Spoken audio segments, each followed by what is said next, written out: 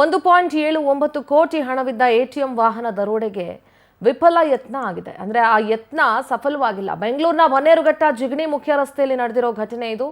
ಎಟಿಎಂಗಳಿಗೆ ಹಣ ತುಂಬೋದಕ್ಕೆ ತೆರಳುತ್ತಾ ಇದ್ದ ಆ ವಾಹನವನ್ನ ಅಡ್ಡಗಟ್ಟಿ ಕೃತ್ಯವನ್ನ ಎಸಗಿದ್ದಾರೆ.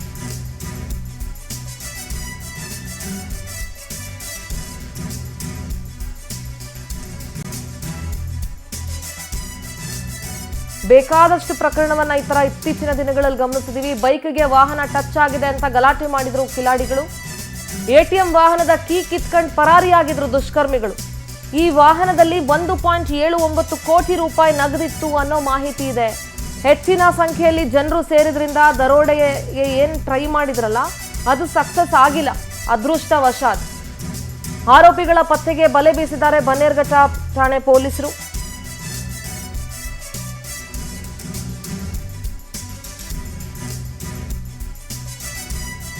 ಬೈಕ್ಗೆ ವಾಹನ ಟಚ್ ಆಗಿದೆ ಅಂತ ಹೇಳಿ ಗಲಾಟೆ ಮಾಡಕ್ಕೆ ನಿಂತ್ಕೊಳ್ತಾರೆ. ಅದಾದ್ಮೇಲೆ ಎಟಿಎಂ ವೆಹಿಕಲ್ನ ಕೀ ಕಿತ್ಕೊಂಡು ಎಸ್ಕೇಪ್ ಆಗ್ತಾರೆ ದುಷ್ಕರ್ಮಿಗಳು.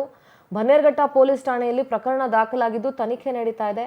ಬಹಳಷ್ಟು ಜನ ಸೇರೋದ್ರಿಂದ ಅಲ್ಲಿ ಕಿಡಿಗೇಡಿಗಳು ಎಸ್ಕೇಪ್ ಆಗಿಬಿಡ್ತಾರೆ. ಆ ಯತ್ನ ಏನಿತ್ತಲ್ಲ ಅವ್ರದ್ದು, ಟ್ರೈ ಮಾಡಿದ್ರಲ್ಲ ಆ ದುಡ್ಡನ್ನು ಹೊಡಿಬೇಕು ಅಂತ, ಅದು ಸಕ್ಸಸ್ ಆಗಿಲ್ಲ. 1.79 ಕೋಟಿ ದುಡ್ಡಿತ್ತು ಅನ್ನೋ ಮಾಹಿತಿ ಸಿಕ್ಕಿದೆ.